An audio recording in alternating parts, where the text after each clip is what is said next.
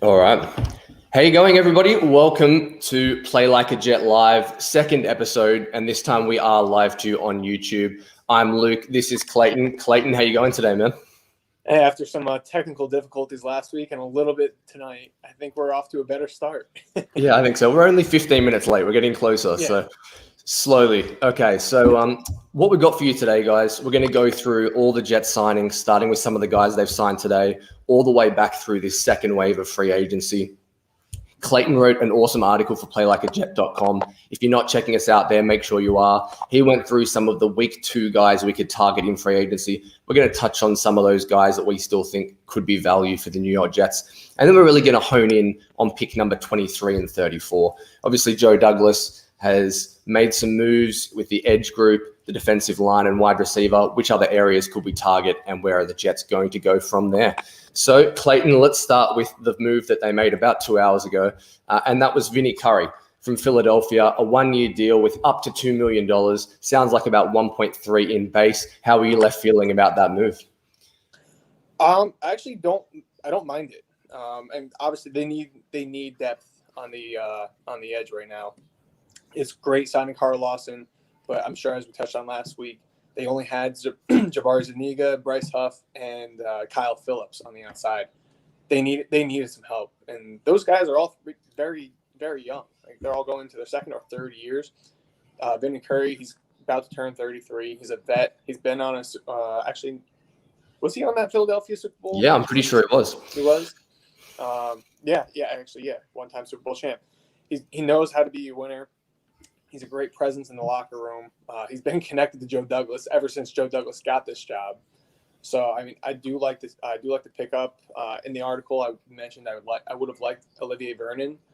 So they went a little bit of a different route, but I do like it. I think he brings a lot of good things to the table. Yeah, I completely agree. A couple of things I want to touch on. If you're not following Michael Nania on Twitter, make sure you do it. He's awesome with his stats and analytics and things like that for everything New York Jets. Played around 28 snaps last year, Vinnie Curry, but when he did in that capacity, he had a pressure rate of around 14%. So he was still close to elite in that sub-package, third down kind of role. Not expecting that kind of production here in New York, but if you get a serviceable edge, that's going to be more than Jordan Jenkins has given you for the last 4 years. So when you put him on the other side of Lawson, give yourself some flexibility with John Franklin Meyer and what you can do there as far as playing him inside, giving him some time opposite Lawson at D end. I think it gives you a really nice group. And I think the Jets are a top 5 D-line in the NFL at the moment. Would you kind of agree with that, Clay? I think they definitely have the potential. Obviously, that all depends on Carl Lawson and Quinn Williams taking that next step. And Quinn Williams, he was an absolute monster last year. So was Lawson, despite the low number of sacks. If they can take that next step up, which a lot of people think they can in Salah's defense, I don't think you're far off at all.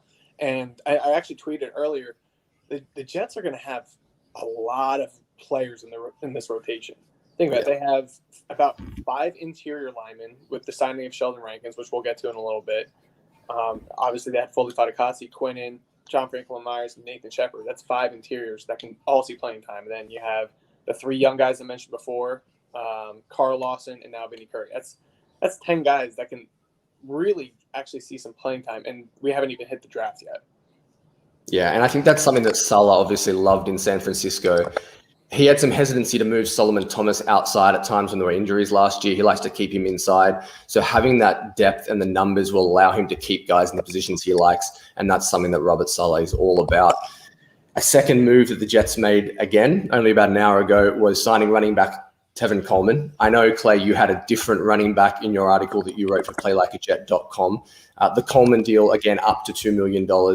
The thing I wanted to mention about these are that you're really only spending about $500,000 in cap space, or an increase of $500,000, because as soon as you sign someone else is dropping off the 51-man roster. So up to $2 million for Tevin Coleman. How did that move make you feel, Clay?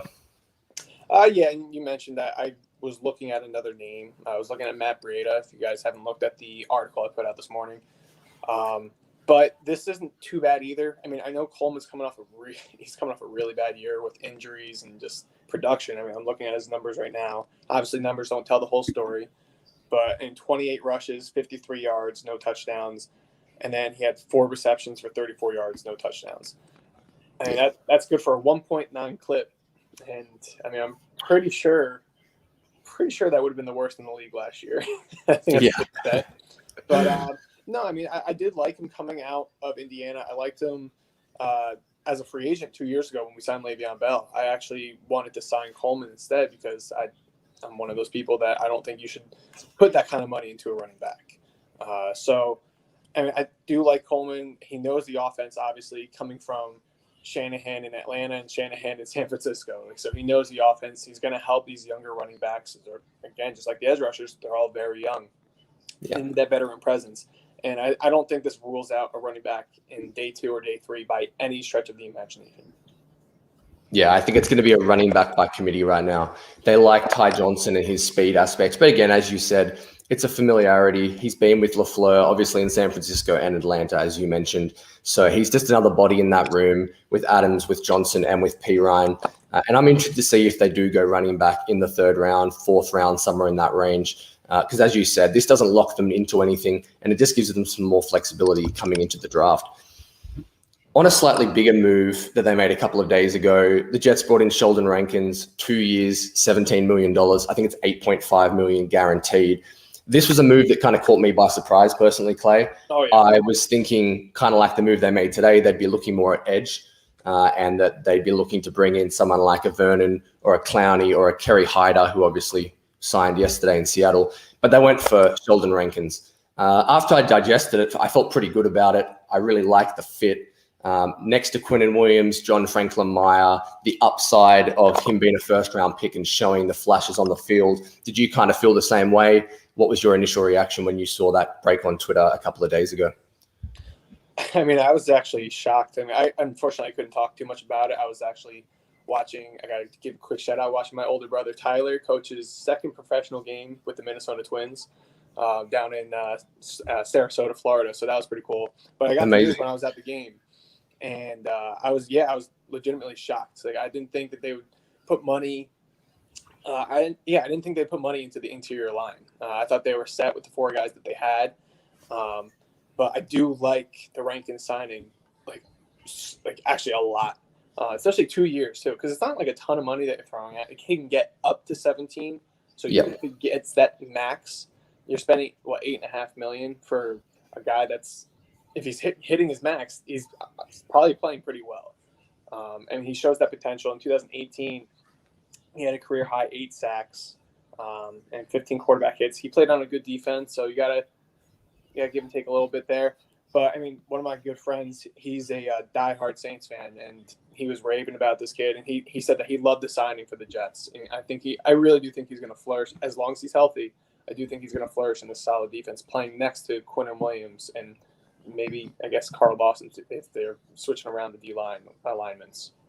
Yeah, and again, another trend that we're going to see with a lot of these deals, even though it's a 2-year, $17 million contract, up to $17 million, really it's a 1-year deal. When you're looking at $8.5 million in guarantees, clearly the Jets have given themselves the ability to get out of this contract after 1 year again. And they're going to have about $80 million in cap space next year with really only Quinnen Williams to possibly extend. So the theme, and I talked about this in an article that I wrote for Play Like a Jet 2 days ago, the theme for Joe Douglas and these contracts is building for 2022. He wants to get better right now, and he's identified the defensive line and the wide receiver group as areas he wants to target for his young quarterback and for Robert Saleh, respectively. But he knows that his window to win with a rookie quarterback, touch wood, assuming they take one in April, is going to be 2022 to 2024. And he's going to have those assets ready to go. So I think Sheldon Rankins was another move that fit that mold, and I really was excited by it in the end as well. Let's touch on a couple of other notables, Clay, over the last few days. Another one that I really liked was Keelan Cole, the former Jags receiver. He came across on a $5.5 million deal, 1 year, can play inside, can play outside a little bit as well, has a punt returning capability, so it may not be great for Braxton Berrios, depending how they want to utilize Cole on special teams. I love this move. I thought he should have been highly sought after, and it sounds like there were some teams after him. Had, I think, 5 touchdowns and nearly 700 yards last year. Were you kind of on the same wavelength as me in that move, Clay? Yeah, I mean, think about it. The Jets, and when you're throwing out names like Jeff Smith, Vincent Smith, and I don't even want to go down the list. When you're throwing out those names, I mean, it's just brutal to watch. And we saw the incompetence from these offenses over the last few years because they had no depth and they were constantly getting injured at receiver. I mean, Cole, at the very least, he's the fourth receiver, and he could play even higher. A lot of teams like the signing for the Jets, and he was a very underrated player. I think with Jacksonville and being at Jacksonville, it's just going to happen. I do like the signing. If he's the fourth receiver, the third receiver, like you mentioned, he could play inside, he could play outside, he can be a punt returner. I mean, I'm curious to see what happens with Braxton Berrios. I don't know if his job is too safe now in this new offense, or I guess this whole situation. But no, I really do like this Cole signing. And I mean, being in Orlando where I'm at, I mean, I'm around some Jags fans. They loved Keelan Cole. He was a fan favorite. So I'm excited to have him.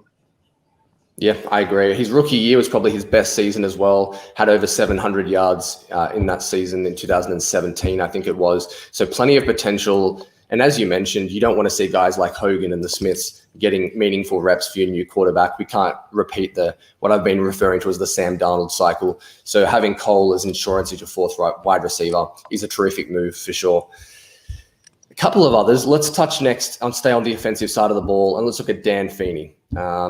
I look at this as a depth move. I think it gives them flexibility if they bring in a Turner or if they draft an interior offensive lineman. Do you think Feeney's penciled in as a starter now? Do you think he's just backing up Lewis and Van Roten? Where do you think Feeney fits into the Jets' interior offensive line picture right now? Honestly, I think it's just too early to say. I mean, we all expected that they would release at least one, if not both, of their starting guards last year with Alex Lewis and Greg Van Roten. That was no pun intended there. I did not mean to call him. But no, I think everyone expected them to be a free agents, but at this point, and the fact that they're not makes me think that they are at least comfortable going into the draft with those guys as the starters, and then Feeney just provides depth. They don't have really any depth at the position. We still don't know what Cam Clark's going to be after being a fourth-round pick last year. He had no snaps in 2020. So I guess the book is still open on him to see if he can become a vital piece of the offensive line moving forward. I mean, and Joe Douglas came here to build the offensive line and hit on those mid-round picks. So right now it looks like Cam Clark was a wasted pick, but it's only 1 year. I'm not going to kill the move. I'm not going to kill the pick. So hopefully he can turn into something. But we also know, and I'm sure you know, and we'll talk about it at least a little bit today, is this offensive line class is good. Like there's you can get starters round 1, 2, 3, 4. Like there are starters in this draft. And with the amount of picks that they have right now, they have 5 in the top 87, I believe. And if they do trade Darnold, they're going to have 6 in the top 87. Wherever that Darnold pick lands, I don't know. But they're going to have a lot of picks in the first 3 rounds. They can get at 1, maybe 2 starting interior linemen. Yeah, I think, as you said, if they cut Alex Lewis long-term, that's $5 million off the books. Something I probably expected already. Hasn't been done after they missed out on Tooney and obviously the top of the interior line class in free agency. But again, I think this gives them the flexibility that if they take a lineman they like, they can cut Lewis or they can cut Greg Van Roten, and they can then look to move on from their salary. Let's touch on 2 more guys. Let's go Tyler Croft next. So tight end from Buffalo, mostly an inline blocker, is well above average in that area. It seems that the Jets and Joe Douglas were really after specific players and a stylistic approach. When you look at their offensive free agents, what were your early thoughts, if any, you had on Tyler Croft? I actually wasn't too thrilled about it at first, just because, I mean, we know we need targets for the quarterback, whether it's Sam or whoever else. We need targets, and Croft doesn't really provide that in the passing game. But after sitting on it and like seeing some things, I mean, he will help a lot in terms of blocking. And as we just mentioned, the offensive line still needs some work, especially in the interior. But I mean, if you can get a blocker like Tyler Croft, I mean, that will at least help the running game a little bit. And I'm going to be looking for a tweet right now that I believe it was Brandon Thorne. He put out there saying how vital Mercedes Lewis was to that Green Bay offense and that LaFleur offense because he can block and what he can provide. Like, you're not going to see like Jay Sternberger or Robert Tonyan play his position. That's what Tyler Croft is potentially going to be for this offense, and they need a blocker. Trevor must go. I don't think he's going to be on the team much longer. And Ryan Griffin, he's another candidate to be released, so we don't know what's going to happen with him. So, and Chris Herndon, he's going to be that target for Darnold or Wilson or Fields or Lance or whoever. I mean, he's not that blocker. So I don't know. I'm indifferent about it, but I do see the upside of bringing in Croft, especially in the run game. Yeah, I tend to agree with you. It was a 1 year, I think it's $1.8 million in cap space in 2021.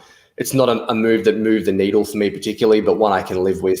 But conversely, one that I really did like, and this is the last move we're going to touch on that the Jets have already made, was Lamarcus Joyner. Has had a really interesting last 4 or 5 years of his career where he started in the slot in LA, then moved to free safety with the Rams for about 18 months, a year and a half, and then was signed by Oakland to a large deal in free agency where they decided to move him to a position that he didn't play well in the NFL and didn't have a lot of experience in. The Jets have signed him to a $3 million deal, I think up to 4.5 with incentives. And they've said already and stipulated that he's going to come in and play safety. Saleh on this offense likes to play some big nickel. They'll play some three safeties. It's a little confusing for me from the aspect of Davis, May, and also Joyner are all kind of free safeties. So I'm not sure how that will fit. But I really like this move, Clay. I think he was a valuable signing that could have a lot of upside at $3 million. Yeah, I mean, I do like the signing. As you mentioned, they are all kind of free safeties more than strong safeties. But, and at least the two that were already on the team, they are versatile enough to where they can go in the box. Ashton Davis, he did struggle a little bit when he was left alone in the back end. So maybe that'll free some up. They'll let him learn a little bit like while he's on the field, or even just learning from Joyner and May together. And they're obviously, Joyner was one of the best at his position right when he was with Los Angeles when they're going to the Super Bowl. May, he had a career year last year when he was a primary free safety. And he was a vital piece, and he played in the box too. And he's going to learn from both of them, I think. And he needs to learn from both of them because last year he had ups, but he definitely had some downs. And we got to see the defense move forward. And I'm hoping that we can hit it on a third-round picks. The jury's still out on Jabbar Zuniga, but I think Davis can become a good player. He's a good athlete. And, I think Joyner's going to have a big role on this defense. Yeah, so that wraps up the second wave of the Jets free agency. And as we've alluded to throughout the episode so far, Clayton wrote an article for PlayLikeAJet.com, and it's going to focus on the second week. So almost that third wave now where you're really looking at the valuable signings. Clayton mentioned 5 or 6 names in the article. A couple of them we won't touch on as heavily because they've made signings. Guys like Matt Breida and Olivier Vernon probably aren't terrific fits now after bringing in Curry and bringing in Coleman. But Clay, can you talk us through some of the guys you still think the Jets should be targeting and that you mentioned in your article at PlayLikeAJet.com? Yeah, so if you guys are watching right now, I mean, you can go over to the website right now and just see who I'm talking about. The first name was Breida, but the second name was Trey Turner. I mean, it's someone that I would take a chance on. I mean, like we said, the interior line needs help. They need it. And last year was Trey Turner's worst year by far. I mean, I even put it in there. Pro Football Focus, which I'm not a huge advocate of by any means, but it at least gives you a starting point of how that player played. And the fact that he went from, I believe it was about 60, he was 63. His grade last year, His grade last year was 63. He went to 34.8 in 2012. Yeah. So even if Pro Football Focus is just, they're not good, 34.8, it gives you that starting point. That is terrible. And so I'm looking at it here. His pass block win rate was dead last out of the 70 offensive guards last year. Not great, especially if you have a young quarterback. And we already talked, guys, just overall grade. He missed a lot of time with a groin injury. That's what I'm going to hope that it was for him. It was a groin injury that was just lingering all year long, and he just couldn't work himself out to where he was actually playing up to his standards in 2020. So I would at least take a chance on him. I don't think he's going to cost too much money after the year he just had. And then you can kind of just battle it out with those 4 guys. Obviously, with the draft pending, we don't know what's going to happen there. But I would just take the chance. He was a Pro Bowl player. And obviously, it doesn't mean that you're that caliber when you make the Pro Bowl. And we saw Evan Ingram this year. But he does have that talent. He's still only 28 years old. He was coming off an injury. Now that he's been healing up for the past 4 months or so, 3-4 months, we still got another few months before the season starts. I would take the chance. You have the money to spend. You have the need interior line. I think you should just go for it. I think Jets fans are going to hate me for this, but I see this as a really similar move to when the Jets traded a 5th-round pick for Kelechi Osemele. He's that Pro Bowl caliber player. He's coming off a couple of injuries. Now, obviously, that didn't work out. Adam Gase was a part of that. Assembly and his body and his pec injury was a factor there too. But I think it's an upside move. This is going to be obviously at a much lesser cost. Assembly was almost $10 million in cap space. Turner will be less than half of that, and you're not giving up assets in the draft as well. So I see it as a swing for the fences where he could have that 65 PFF grade again and be a serviceable average to just above average guard, and it wouldn't shock me at all. So I think it's a gamble worth taking, get him in camp and attach $2 or $3 million guaranteed to a contract, and he could be an upside play for the Jets. Who else did you mention on that article, Clay? I also mentioned a name that I'm sure most fans are looking at right now, and that's Steven Nelson. He wanted to trade out of Pittsburgh. They couldn't trade him, and they granted his release. So now he's out on the market, and he's definitely – him and Richard Sherman are the 2 top names at the position right now on the outside. Nelson, he was part of a good defense in Pittsburgh. He's more of a man guy. Like he can stick onto a guy in coverage, which isn't exactly what the Jets are going to be doing with Saleh, but I think the fact that he can do that, and he is don't get me wrong, he's not a bad zone defender either. Like, he can still play in zone. He can still play cover 3 if he needs to. It might not just be his best fit, but he wants to come to New York. I mean, we see it on Twitter. We hear about it. Like, he wants to come to New York. The Jets had the need, and I think it just makes sense because, I mean, you look at the cornerback group right now. Bryce Hall, we talked about last week. Bryce Hall, Bless Austin, Javelin Guidry. Who else? Like, they still need a nickel back too, and we'll get to that in a second. But I mean, it just makes so much sense. And we just saw Kyle Fuller get released and sign with the Broncos for $8.5 million. It's not going to cost $8.5 million to sign Steven Nelson if Fuller's getting that. So if you can get him for $6-7 million, so I think Brian Poole signed for $7 million last year, if I'm not mistaken. I'm thinking a year later. But if you can sign him for that on the outside for something that you desperately need, in this defense especially, you have to do it. Yeah, and I think at first I was a little on the fence, not because I don't like Nelson as a player, but just because I wanted so many assets to be around either Wilson or Fields and how the Jets drafted. But I think, and I keep coming back to this, it's draft flexibility. I'd love Nelson on a 2-year deal, kind of like the Rankins deal where most of your guaranteed money is up front. So you have that flexibility to get in and out of the contract. But I think then you're not locked into corner in the top 50. If they don't get Steven Nelson or Richard Sherman, who's probably chasing a ring and not a great option here from his perspective, but if they don't get one of those 2 guys, it's hard to see how you don't go corner in the top 50.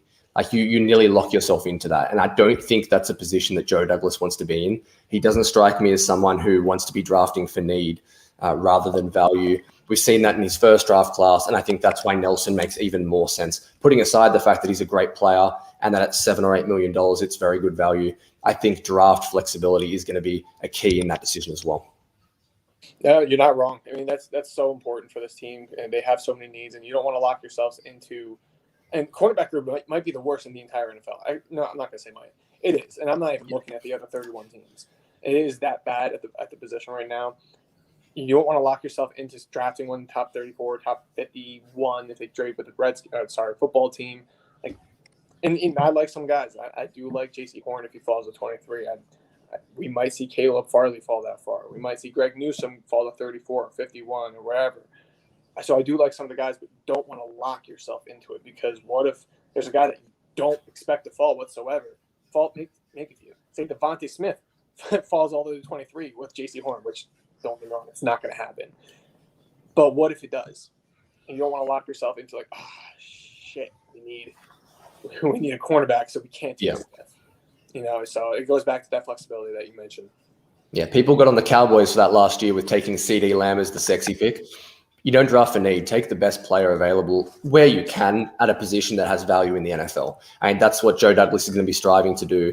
That's the outside corner position. As you kind of touched on and alluded to there, Clay, we need a nickel as well. K'Wan Williams, gone, won't be an option for the Jets. He's re-signed in San Francisco. Where do the Jets shift their focus to now?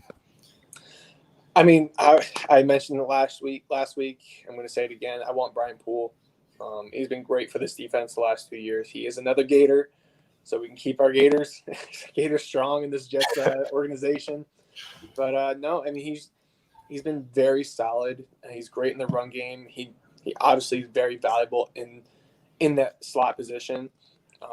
He played with he obviously before the Jets he was with Atlanta. Jeff Ulbrich comes from Atlanta, so I don't know how they feel about each other. Obviously, Ulbrich was a linebackers coach when Poole was there, so he didn't really have much say with how Poole played. He wasn't a DC then. So I'm curious to know if there's any kind of reason there as to why Poole's not signed yet. Granted, he hasn't signed anyone in the league, so it could just be a money thing. I don't know. But for what they need, Poole has to come back. He was just too good of a player when he was on the field. And Guidry, and he played really well in his limited snaps, but that's what it was. It was limited. So if you give him a full sample size of a season, is that going to translate? We don't know yet. And honestly, right now, I'm not willing to take that risk. Yeah, that makes sense to me. So the guys that we want the Jets to target, just to sum that up, we've talked about Brian Poole, Steven Nelson, and Richard Sherman on the outside at corner, and then looking at Trey Turner at guard to give them some more flexibility up front and potentially release Alex Lewis or Greg Van Roten. So they're the guys we want to see, and Clay wrote an article about it at playlikeajet.com during week 2 of free agency. So let's move to the draft to finish then, Clay. We touched on this last week. The strength of the offensive tackle and the interior offensive line classes. And we just mentioned the Jets haven't really made a move there, or a move that really changes their need at guard and at tackle. So who are some of the guys that you think, okay, this is who the Jets could take at number 23, and what do you like about them? Obviously, Penei Sewell is going to be off the board before then. There's a good chance that Slater is off the board too. So who are those guys at 23 specifically that you're now looking at, whether it be a tackle or guard? So if we're just going offensive line in general, I think you hit it on the head. Like Sewell's going to be gone. I'm almost positive Slater's going to be gone as well. The top guy I would want is Elijah Vera-Tucker.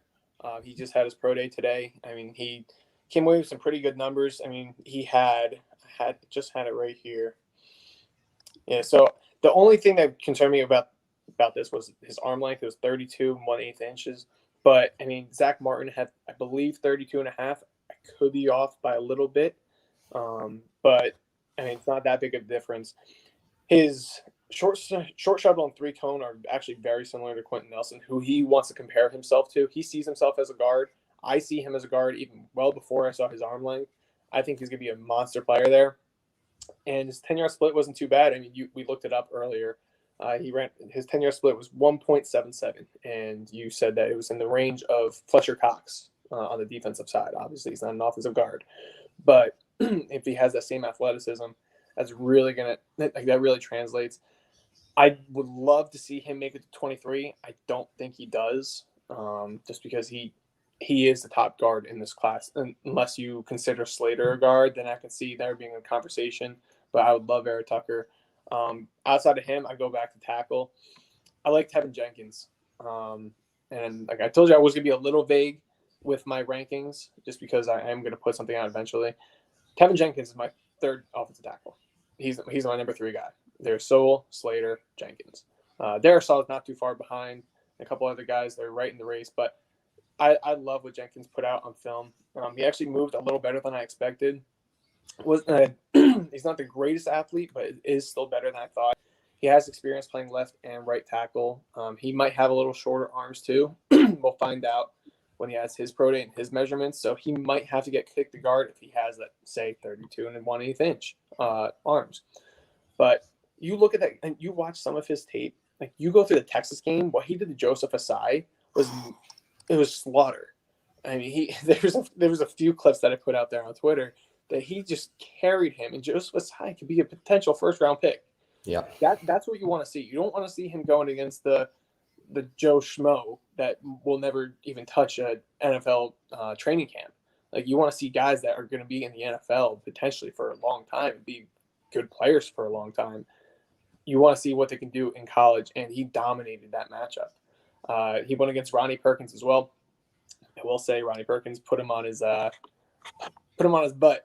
on one play. That to say politely. I don't know if we're cursing or anything on this show, but but yeah, he put him on his butt. But outside of that, he still had a very good game before he left. I think he left with an injury that game. I could be wrong, but no, I really do like Jenkins at 23. I'm curious to see how they would view him because obviously we have George Fant, right tackle.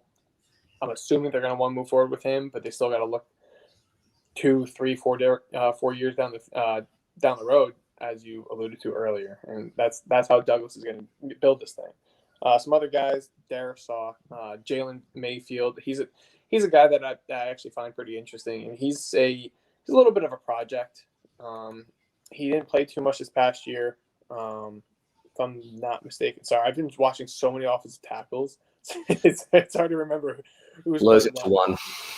Yeah, but I'm pretty sure he played one game, maybe two.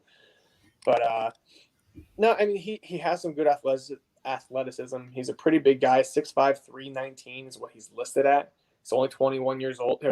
He's 20 years old right now. He's going to be 21 in a couple months. But, I mean, he's a young guy. I think he could play inside or out. And I'd be interested if they took him more at 34. Not at 23 is a little early for me there. But I do like what he can bring to the table. And then some of the interior guys, I mean, you got Landon Dickerson. He dealt with a lot of injuries throughout his career at Florida State and at Alabama. But when he was at Alabama, I didn't watch too much of Florida State, but when he was at Alabama, he was just dominant when he was on the field. He isn't the most athletic, but he's just a bully up front, and he can get down the field.